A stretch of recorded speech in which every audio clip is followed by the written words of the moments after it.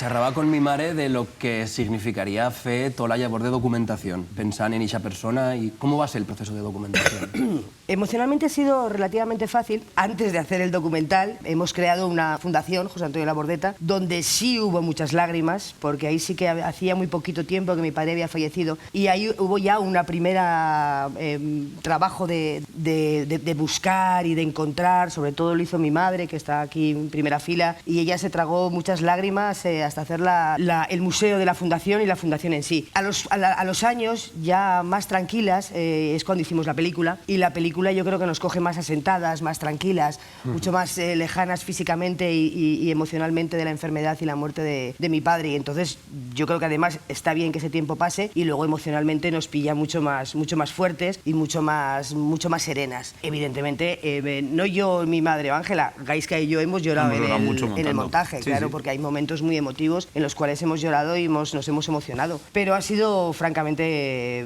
muy bonito. El viaje ha sido fantástico y lo repetiría las veces que hiciera falta, vamos.